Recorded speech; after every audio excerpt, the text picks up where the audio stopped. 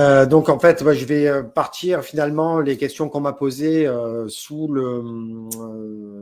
l'annonce du live finalement étaient très pertinentes. Donc je vais me baser là-dessus pour faire le déroulé et à la fin, je vais un peu donner un peu on va dire la structure, ce qui me semble les points essentiels pour avoir un événement, un atelier réussi. Donc la première question qu'on m'a posée, c'était pourquoi créer un événement? Il y a trois vraiment raisons de créer un événement, avantages à créer un événement. Dans la première, c'est pour faire découvrir un nouveau service ou un ensemble de services, pour faire découvrir une thématique, dont le massage pourrait faire partie éventuellement dans le cas du massage, mais bon, le massage comme étant une activité de bien-être fait partie d'une grande famille de plusieurs activités qui tournent autour du bien-être, dans lequel peut très bien s'ancrer l'hypnothérapie, la sophrologie, l'aromathérapie et plein d'autres disciplines comme ça. Donc, ça peut être très bien d'organiser un salon ou un événement autour de la sensibilisation autour du bien-être. Après, ça peut être le bien-être à domicile, le bien-être sur le lieu de travail, le bien-être dans la vie en général. Donc, ça peut être aussi donc une bonne occasion, une bonne raison de créer un événement. Et après, tout un autre, évidemment, tout autre style d'événements, de thématiques d'événements qu'on pourrait imaginer, comme par exemple dans le cadre d'une compétition sportive avec du massage à l'intérieur. Donc, déjà, l'événement, l'avantage, c'est que ça a la possibilité de drainer un grand nombre de personnes. Donc, soit c'est à but informatif, donc dans ce genre d'événement-là. Ça peut être aussi dans le cadre de la volonté de faire un chiffre d'affaires important à un moment précis. Donc, évidemment, un événement, ça demande quand même pas mal de préparation. Donc, il y a beaucoup d'énergie et de temps mis, mais tout ceci au service d'une seule journée ou de 48 heures, pourquoi pas, pour pouvoir brasser un maximum de clients et générer donc un pic de chiffre d'affaires pour augmenter ses revenus. Donc voilà, si vous avez, là il y a d'autres personnes qui nous ont rejoints, si vous avez des questions, n'hésitez pas à les poser, des remarques, n'hésitez pas à les poser dans le commentaire. Je ne réagirai pas forcément de but en blanc, mais à la fin, de toute façon, je reprendrai à chacune d'entre elles pour vous répondre et apporter un maximum de valeur à cette vidéo. Donc oui, donc je disais donc pour faire la découverte, une offre découverte, vraiment pour faire découvrir une discipline, un ensemble de disciplines, ou dans le cadre d'un événement plus global, comme une rencontre sportive par exemple. Donc pour générer un chiffre d'affaires plus important, concentré sur une seule journée, mais aussi pour nouer des partenariats ou en tout cas valoriser certains partenariats, parce que peut-être que au cours de, peut-être que même vous avez déjà un réseau, ou peut-être que vous avez envie de vous créer un réseau et créer un événement pluridisciplinaire, ou même si c'est que le massage avec plusieurs masseurs ou masseuses qui auraient diverses techniques, des techniques différentes dans leur catalogue, ça peut être une bonne occasion, donc déjà de faire connaître ses services, de croiser les clientèles pour enrichir à chacun des praticiens enrichir son nombre de clients, son fichier client, mais aussi de pouvoir créer des liens avec les partenaires de votre région, vos autres confrères et consoeurs, afin de pouvoir faire des partenariats sur le plus long terme avec des échanges, des massages en groupe, vous associer sur des événements. Donc, que ce soit pour la découverte, pour pour générer des revenus supplémentaires ou pour créer des partenariats, les événements ou les ateliers sont vraiment des outils assez pertinents. Donc, en tout cas, voilà, ça c'était ma réponse pour pourquoi créer un événement ou un atelier. On m'a posé la question aussi de sous quelle forme le créer. Est-ce qu'il faut le faire plutôt sur Internet, en live, en extérieur ou à l'intérieur? Donc, je dirais tout dépend de la thématique. Donc, c'est sûr que en ce qui concerne le massage, faire un événement de massage en ligne, je verrai difficilement. Donc, à moins que vous voulez organiser un concours d'un massage artistique, pourquoi pas. Je sais qu'il y a le championnat de France de massage, les meilleures mains de France qui existent, du monde même, d'Europe. Je crois que les 3 catégories existent. Pourquoi pas organiser un événement massage en ligne, massage artistique, où chaque personne présente un peu sa technique. Ça peut être aussi un moyen ludique de faire sa promotion. Donc, pourquoi pas, mais c'est vrai que dans l'idée d'un événement est quand même que c'est un impact sur votre chiffre d'affaires. Donc, l'idée, ce sera quand même plus de faire quelque chose en présentiel pour que les personnes puissent vraiment juger de vos compétences, de votre technique et qu'ils aient ensuite envie de faire appel à vous quand ils ont envie d'un massage ou d'une autre prestation qui correspond à vos compétences. Donc, en extérieur ou en intérieur, tout dépend le type de prestation. Encore une fois, vous pouvez très bien faire une après-midi bien-être en extérieur, mais point de vue massage, vous allez être limité. Ça va être uniquement des massages donc au sol, comme le massage taille ou la réflexologie plantaire taille, qui peut être aussi faite habillée, ou alors la relaxation coréenne, ou encore le massage ama. Mais il est certain qu'on ne pourrait pas faire un truc en extérieur devant le public avec, pour un massage aux huiles comme le californien, l'ayurvédique ou le lomi-lomi, où les personnes doivent être à 95% dénudés pour recevoir le massage. Donc, je ne pense pas que les gens soient très à l'aise dans ce cadre-là pour recevoir un massage dans de bonnes conditions. Donc, mais après, encore une fois, tout dépend du style d'événement que vous voulez créer. Et par exemple, pour un cours de massage, si c'est dans un jardin privé et que vous avez 4, 5, 6 personnes, dans ce cas-là, ça peut être totalement faisable de faire un événement en extérieur. Mais si vous voulez faire quelque chose d'un peu plus gros, je vous recommande tout de même, en tout cas si ça concerne le massage, d'être dans un endroit plutôt clos ou en tout cas avec des endroits privatifs dans lesquels les personnes puissent profiter de leur massage tout en respectant leur pudeur et la pudeur des autres, bien évidemment. Ça dépend aussi, oui, il y a la notion, je l'avais noté, il y a la notion de climat aussi. En intérieur, vous êtes sûr qu'il fasse chaud, qu'il fasse froid, qu'il pleuve, qu'il vente, qu'il neige, vous êtes sûr de pouvoir tenir votre événement. Et lorsqu'on organise un événement en extérieur, surtout si on le prévoit plusieurs semaines, mois à l'avance, vous êtes aussi un peu dépendant de la météo. Parce que je sais que moi, je vis dans le sud. Là, en ce moment, il y a une tempête de vent pas possible. Si j'avais, j'en sais rien, organisé le week-end dernier, une exhibition de massage ou un truc découverte dans un parc ou en pleine nature, clairement, j'aurais dû l'annuler à la dernière minute parce qu'il y avait des rafales à 80 km/h de vent. Donc voilà, c'est aussi des choses qu'il faut prendre en compte. Mais bon, après ça, c'est juste un peu de la logique. La troisième question qu'on m'a posée, c'est combien de temps faut-il s'y prendre à l'avance pour l'organisation d'un événement? Donc, clairement, ça dépend du type d'événement. Si vous voulez faire quelque chose de pluridisciplinaire, vous comptez accueillir plusieurs dizaines, plusieurs centaines de personnes, clairement, il faut s'y prendre très longtemps à l'avance parce que ça va demander beaucoup de logistique. Vous allez faire appel certainement à plusieurs partenaires, à plusieurs prestataires pour avoir tout le matériel nécessaire pour pouvoir faire votre événement dans de bonnes conditions. Et il est évident que trouver des partenaires au bon rapport qualité-prix qui sont sérieux, qui vous planteront pas au dernier moment et pour que tout se passe bien, il faut forcément s'y prendre longtemps en avance.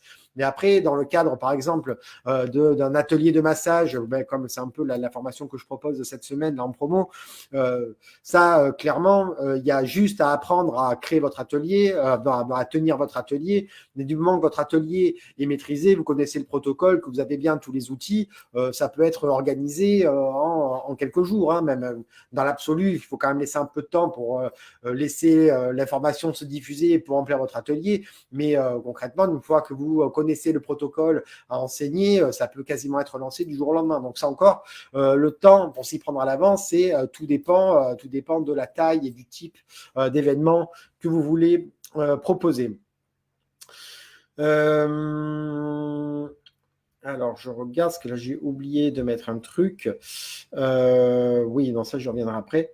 Donc, on m'a demandé la meilleure moyen de faire la promotion d'un événement. Donc, faire la promotion, tout dépend. Il y a plusieurs voies.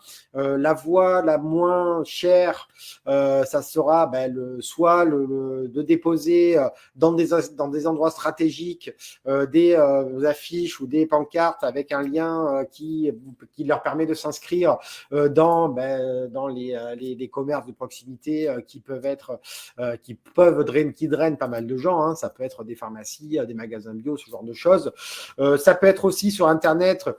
Souvent, les villes, toutes les villes ont un groupe un peu d'initiative sur Facebook où tout le monde publie un peu ses annonces. Donc, ça peut être un bon endroit pour faire la promotion de ces événements sans dépenser d'argent.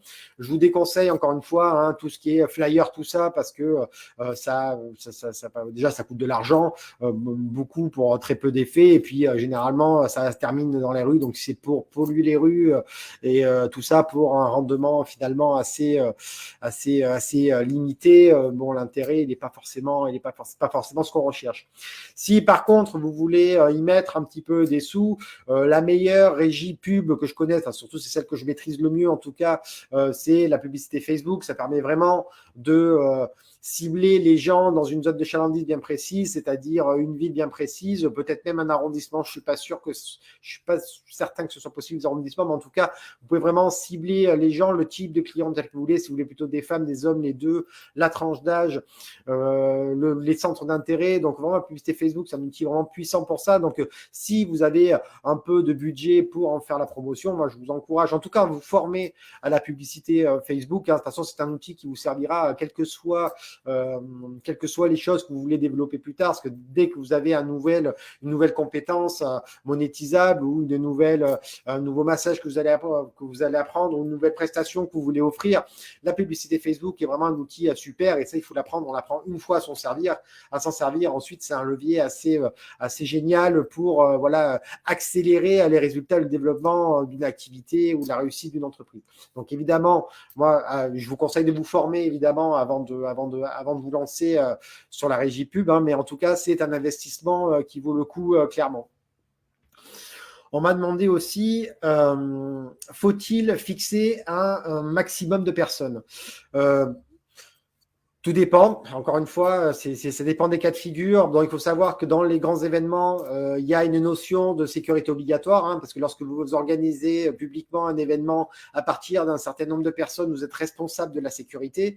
Donc, avoir la législation en vigueur aussi pour savoir si vous accueillez X personnes, si vous n'êtes pas obligé d'avoir un service de sécurité obligatoire qui peut entraîner des frais supplémentaires. Donc, ça, c'est bien des choses à faire auxquelles il faut faire attention. Par contre, en ce qui concerne quelque chose d'un peu plus restreint, comme un atelier de massage, par exemple, là, ça va dépendre, encore une fois, de votre capacité, de votre propre capacité à gérer un groupe pour transmettre un savoir.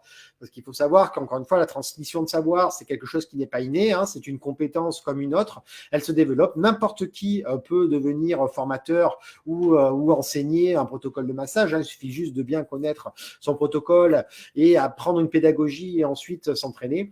Mais moi, je vous recommande, si vous voulez vous lancer dans les ateliers de massage, ce que je peux que vous encourager à faire, parce que c'est vraiment une prestation évidemment très rentable, mais surtout, c'est vraiment génial à faire, c'est très sympa. Et en plus, ça permet vraiment de nouer un lien particulier avec ses clients. Parce que bon, quand les personnes viennent se faire masser, c'est assez, pas impersonnel, mais les personnes arrivent, on discute un petit peu au début, mais après, une fois que la personne est allongée, généralement, il n'y a quasiment plus d'échanges. Quand la personne a fini le massage, on la laisse un peu se réveiller. Après, bon, elle récupère ses affaires, elle dit au revoir, elle s'en va. Pendant les ateliers de massage, il y a vraiment une notion un lien amical qui peut se créer, où on peut aborder des sujets un petit peu plus profonds, on peut répondre aux questions, il peut y avoir de la sympathie, on rigole aussi beaucoup. Voilà, tout ça, tout en apportant de la valeur aux gens et vraiment un savoir-faire unique qui leur serviront toute leur vie. Donc, l'intérêt est de vraiment, pour pouvoir, dès le début, prodiguer un atelier de qualité, donc un enseignement de qualité qui va vraiment leur apporter quelque chose dans la vie de tous les jours, parce que c'est vraiment le but d'un atelier de massage. Il faut mieux commencer avec un petit groupe. Moi, pour votre première, je vous conseillerais de commencer peut-être avec un couple. Ça serait encore le mieux. Peut-être même un couple d'amis à vous. Ça peut être un très, très bon entraînement. Et de tester votre pédagogie, de voir un peu comment ça se passe. Ça vous permet de voir un peu les petits problèmes qui pourraient intervenir, les questions qui pourront vous poser. Ça peut vous permettre de vous entraîner dans la gestion du timing. Même si dans l'atelier clé en main, j'ai mis plein d'outils qui vous permettent un peu de pallier à tous ces problèmes, de vraiment vous concentrer juste sur la pédagogie, sur vos élèves. Mais voilà, si vous voulez vous lancer par vous-même, c'est des choses auxquelles il faut faire attention. Et ensuite, une fois que vous maîtrisez bien ce système avec 2 personnes, pourquoi pas commencer à en prendre 2, 3, 4, 5. Moi, je ne vous conseille pas de dépasser les 6 personnes. Après, c'est un avis personnel. J'ai fait déjà 8. Alors, j'ai réussi à le faire, mais c'était très, très physique.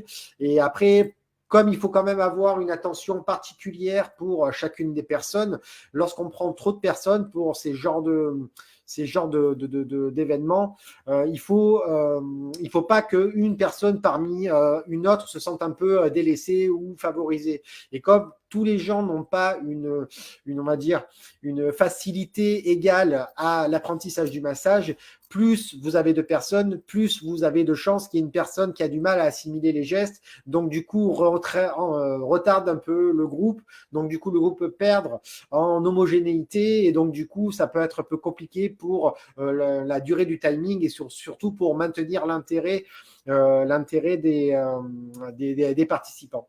Donc voilà, après encore une fois, tout ça, pour tout ce qui est événement grande ampleur, moi, j'en ai jamais organisé, et honnêtement, j'en organiserai jamais. Donc, je ne serai peut-être pas, à part les quelques indications que je vous ai données, je ne peux pas forcément vous en dire plus.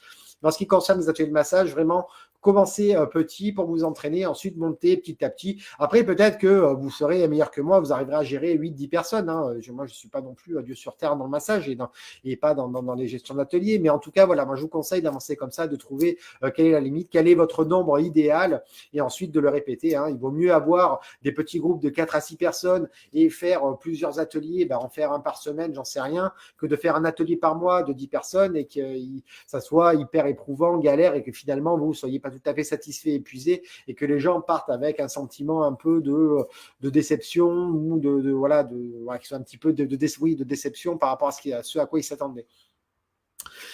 Quelle amplitude horaire pour un événement? Donc, ça, encore une fois, je me répète, mais ça dépend.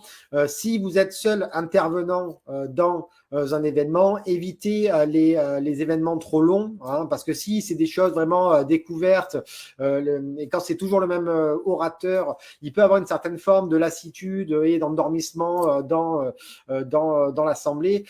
C'est difficile, pas moi, pour avoir quand même maintenant l'habitude de tenir des conférences en ligne. Bon, là, je l'ai fait aussi en ligne, j'ai fait aussi devant beaucoup plus de personnes.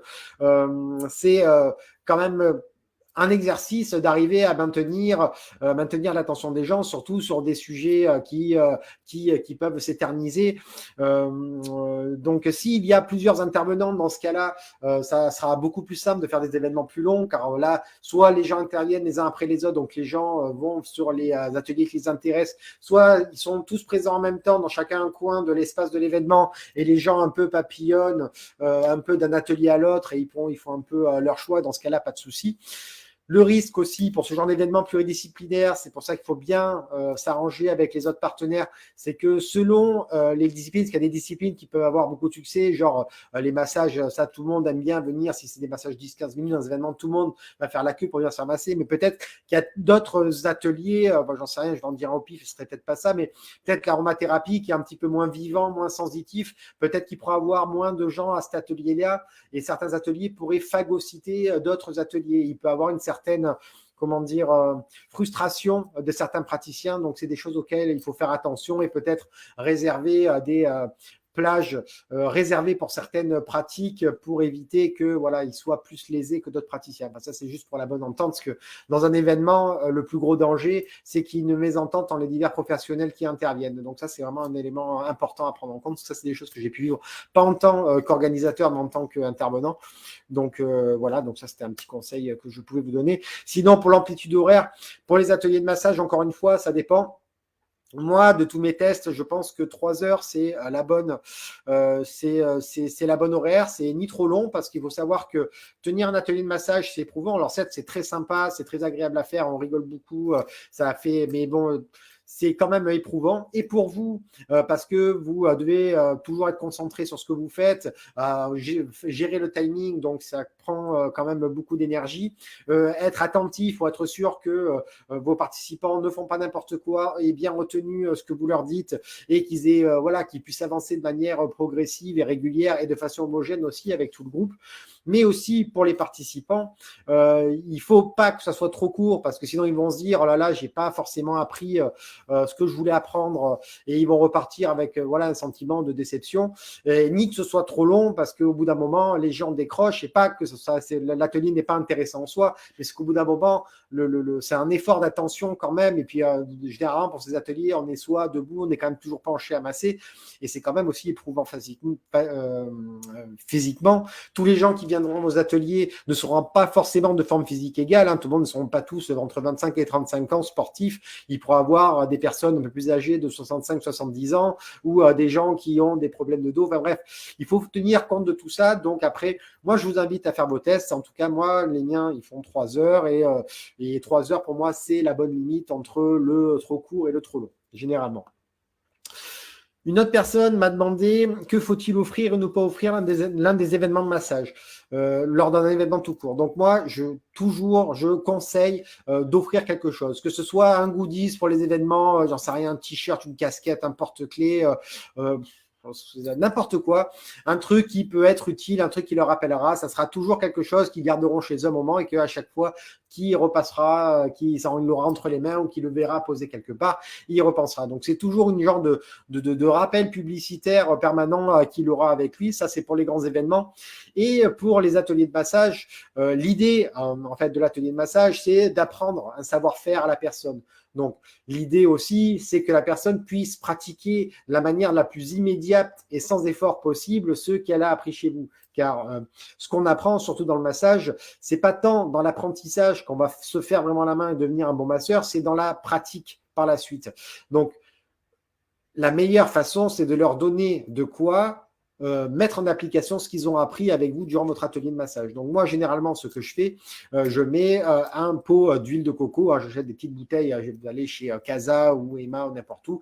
Des petits pots, vous mettez de l'huile de coco. Une fois que c'est un peu frais, ça se solidifie dedans. Vous mettez un petit ruban autour et vous l'offrez en fin de séance. Et comme ça, la personne n'a même pas besoin d'aller, est-ce que tout le monde n'a pas de l'huile de massage chez soi? Et après, on oublie, on se dit, oh, ben là, j'irai un jour, et puis après, ça sort de la tête. Alors que là, la personne, en sortant de chez elle, si elle retourne voir son conjoint, ses enfants, ses parents, ses grands-parents, elle peut se dire, ah ben là, je te montre ce que j'ai appris, hop, elle a déjà son petit pot, elle peut participer. Ça, c'est obligatoire, parce que non seulement elle va être contente, parce que la personne elle sera contente parce qu'elle a vraiment appris quelque chose qui lui apporte une réelle plus-value dans la vie, mais en plus, dès qu'elle va rentrer, que tout ceci sera frais, elle pourra directement démontrer ce qu'elle a appris et faire du bien à la personne, et c'est ça que la personne vient chercher quand elle apprend à masser. Donc voilà, ça vraiment, surtout ne pas oublier. En tout cas, moi, dans l'atelier clé en main, c'est un des trucs que je propose. Et je propose aussi d'autres choses à proposer dans les ateliers de massage, mais bon, ça aussi, je ne vais pas tout vous dire. Si vous voulez le savoir, il faut aller prendre l'atelier clé en main. Ensuite, qu'est-ce que j'ai vu aussi? À quel moment de la semaine? Donc, ça dépend. Ça dépend vraiment du type de public que vous voulez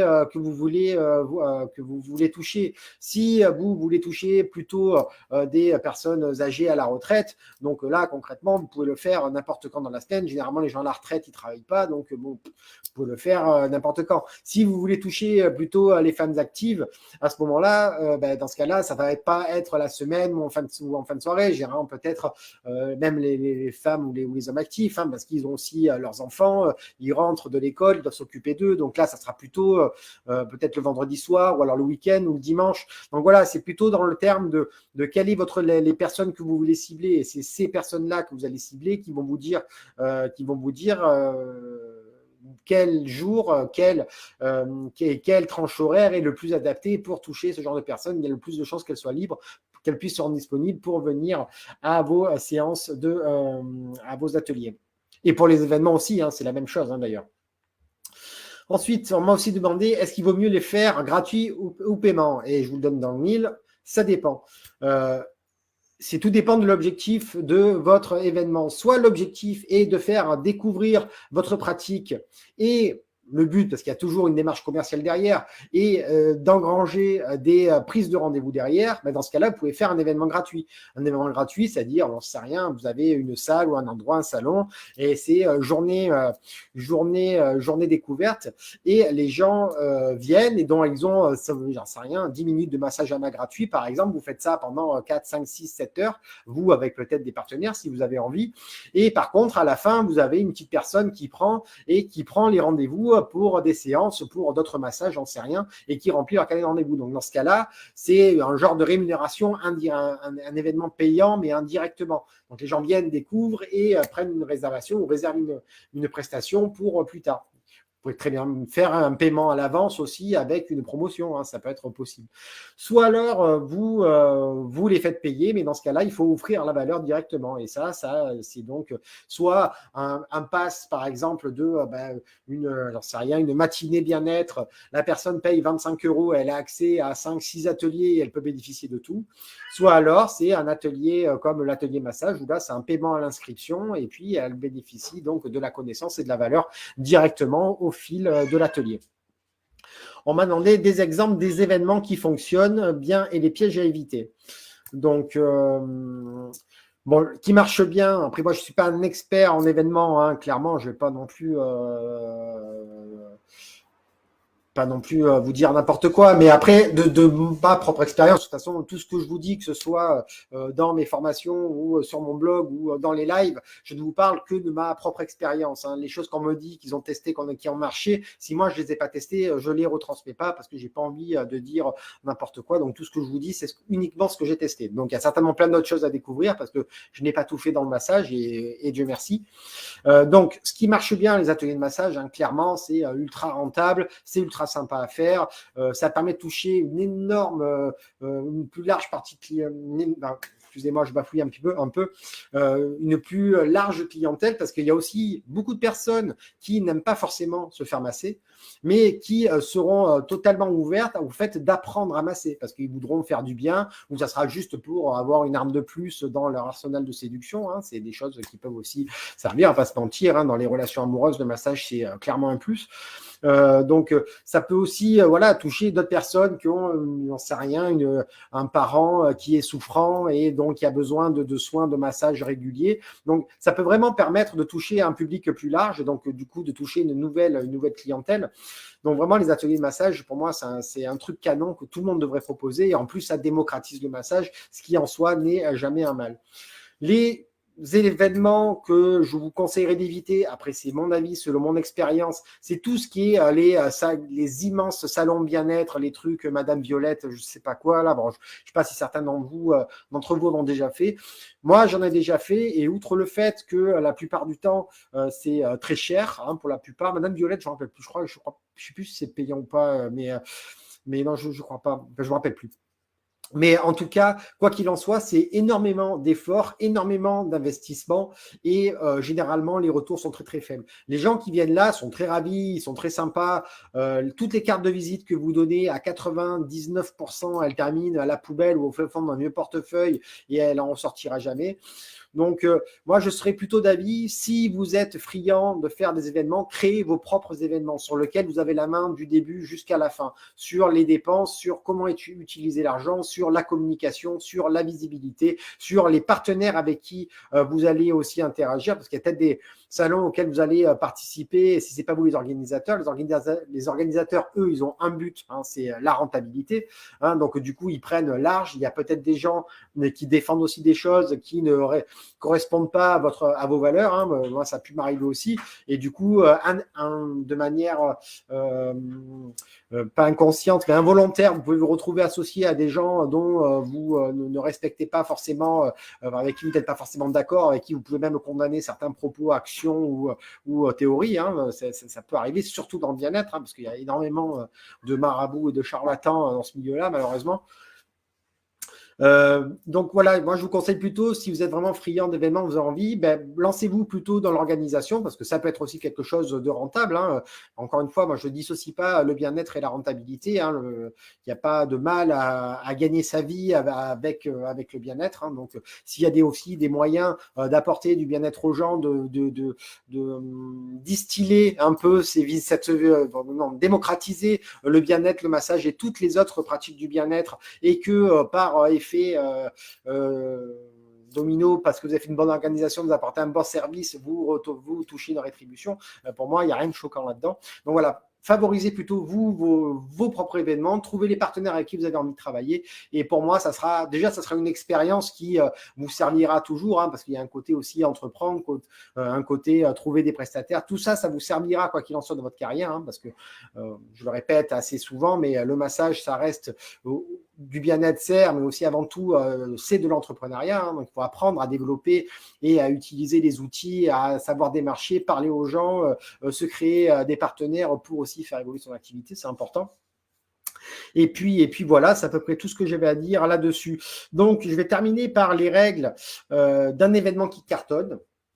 Donc, en premier, c'est ce qu'il y a à faire avant. Les choses les plus importantes, c'est de bien préparer l'événement, c'est-à-dire un déroulé préparé et minuté. Donc, évidemment, on peut déborder de 5, 10, 15 minutes en plus ou en moins, mais il faut qu'à chaque instant de votre événement, vous sachiez si vous êtes en avance ou en retard. Et que encore une fois, avec un battement honorable, vous restiez dans les clous. Et pour ça, c'est de la préparation, de la répétition, de la mise au point, de la cohérence entre les intervenants si on a plusieurs. Ou si pour un atelier, c'est de la répétition et de la gestion de timing, ça c'est très important. Enfin, ça, dans l'atelier des clés en main, il y a un outil qui permet de gérer ça si jamais ça vous intéresse. Donc ça, c'est la première chose. Et une communication entamée quelques semaines auparavant avec des préinscriptions, confirmations. Trop de gens disent un truc, ah ouais, ça m'intéresse, je clique, ouais, t'inquiète, je viendrai. Non, c'est préinscription et confirmation. De savoir qu'il n'est pas... Enfin, il peut toujours avoir des no-shows. Hein. Les no-shows, c'est des personnes qui réservent et qui finalement ne viennent pas. Donc après, vous pouvez tester les prépaiements, vous pouvez tester les paiements sur place. Moi, j'ai toujours fait les prépaiements, mais bon, après, libre à vous de faire. Hein. Peut-être que les prépaiements, en faisant les prépaiements, je me suis coupé d'autres personnes qui auraient voulu se décider au dernier moment, je ne sais pas. Mais voilà, des préinscriptions et des confirmations pour ne pas se retrouver dans une mauvaise situation, genre exemple des situations pourries, vous organisez un atelier de massage, vous avez pris pour 4 personnes maximum parce que c'est un de vos premiers et que vous voulez commencer petit, et vous arrivez le jour, comme il n'y a personne, les gens n'avaient pas fait de confirmation, vous vous retrouvez, il n'y a qu'une seule personne qui est venue. Voilà, démerdez-vous avec ça après, c'est compliqué, donc vous pouvez toujours rattraper en disant je vous fais une séance de massage, machin, mais si la personne est venue pour apprendre le massage, ça, crédibilité zéro, et ça c'est vraiment pas cool. Donc ça c'est très important en amont. Pendant l'événement, un accueil brise-glace. Vraiment, il y a toujours un petit moment de flottement. Et pour vous, et pour les participants, les gens ne se connaissent pas forcément, vous, ils ne vous connaissent pas, vous ne les connaissez pas, il y a toujours un petit peu de gêne. Toujours trouver des petites phrases d'accroche ou un petit moment de présentation. Vous vous présentez, chacun se présente pour que chacun déjà apprenne une première fois les prénoms des uns et des autres. Si vous y arrivez, installer directement le tutoiement, ça permet de faire tomber un peu, parce que les gens vont être amenés, en tout cas dans l'atelier de massage, à se voir le dos nu, les jambes nues. Donc ça permet aussi de faciliter ce genre de dépassement au niveau de la pudeur. Donc ça peut être bien. Mais voilà, même dans les grands événements, c'est toujours bien de faire une petite introduction, pas trop longue non plus pour pas que ce soit saoulant, mais un minimum pour briser la glace et pour lancer un petit peu la machine de l'événement. Important aussi, après dans les grands événements, ça je ne sais pas parce que j'en ai jamais fait, mais en tout cas dans les ateliers, être très à l'écoute des participants, c'est vraiment avoir toujours l'œil un peu sur les petites expressions faciales, voir si les gens décrochent, écoutent, si vous voyez qu'elles soufflent un peu, si elles regardent plus trop ce que vous faisiez. Ça peut être des signes que il y a un peu de fatigue psychologique qui est en train de se mettre en place, la fatigue physique, et pouvoir mettre éventuellement des petites pauses. Alors inutile de faire 15 minutes de pause toutes les 30 minutes, mais voilà, de temps en temps, faire 1-2 pauses selon la durée de votre atelier, de votre événement, pour que les gens puissent souffler, aller fumer une cigarette, boire un peu d'eau, manger quelque chose, j'en sais rien. Mais voilà, ça c'est important parce que parfois une petite pause de 5 minutes, ça suffit pour rebooster la personne, pour avoir toute son attention pendant 1 heure. Et ça, c'est garder l'attention des gens, et l'intérêt des gens, c'est vraiment l'une des clés de la réussite des événements, notamment les ateliers de massage. Favoriser aussi les interactions entre participants, c'est toujours pareil, la cohésion de groupe. Plus le groupe s'entend bien et échange entre eux, plus l'ambiance est sympa, plus c'est facile à gérer pour vous, plus les gens sont motivés et plus l'impression donnée par votre atelier, votre événement sera positif. Donc après, c'est pas des choses, encore une fois, c'est des choses qui viennent avec l'habitude. Après, il y a des gens qui sont plus ou moins à l'aise en public, il y en a qui sont plus ou moins à l'aise dans ce genre de prise de lead d'un groupe et de gestion d'un groupe, de l'humeur d'un groupe. Mais c'est des choses qui s'apprennent petit à petit et c'est des choses auxquelles il faut faire attention en même temps que voir si les personnes ne sont pas trop fatiguées, ils ont toujours l'énergie nécessaire pour vous écouter, l'attention nécessaire pour suivre votre atelier. Il est important aussi voilà, de favoriser les échanges, de dire ce que les gens ont ressenti pendant le massage, par exemple, ce qu'ils auraient fait de plus, un peu moins, voilà, d'encourager en tout cas les échanges. Et encore une fois, on en revient, on en a déjà parlé, qu'ils repartent avec quelque chose de concret, un objet, un goodies, pour avoir un souvenir de ce moment-là passé, ou en tout cas quelque chose qui leur permet de mettre en pratique directement l'enseignement que vous leur avez prodigué. Ensuite, après, parce que ce n'est pas fini, l'idée, c'est toujours de récupérer le contact des gens, hein, toujours, je vous le dis souvent, mais peut-être que vous, c'est ceux qui le regardent ce soir, l'argent est dans la liste, l'argent est dans la liste de votre client. Donc, il faut récupérer toujours le contact des gens. Donc, la manière la plus simple, encore une fois, c'est d'avoir une liste email, hein, c'est la meilleure façon d'interagir avec les gens, la plus pratique, la plus utilisée, la plus efficace. Donc, ça permet au moins de pouvoir recommuniquer avec les gens pour leur prendre de leurs nouvelles, pour leur apporter de la valeur ou de leur proposer de revenir suivre une formation chez vous ou faire un massage ou que sais-je. Mais c'est aussi important de récupérer leurs retours et leurs avis pour deux choses. J'en ai parlé dans le mail d'aujourd'hui. Les avis, et c'est très important pour la preuve sociale. Ça vous permet de récupérer ces avis-là et de les mettre comme support finalement publicitaire, comme voilà, preuve sociale pour vos ateliers, pour vos massages. Ça permet aussi, quand les gens viennent voir vos offres de prestations et qu'ils voient les avis, ça leur permet de se nourrir de l'expérience positive de vos anciens clients pour favoriser la décision d'achat et de prestation chez vous. Et les retours vous permettent aussi de savoir vos points forts, vos points faibles, donc maximiser sur vos points forts.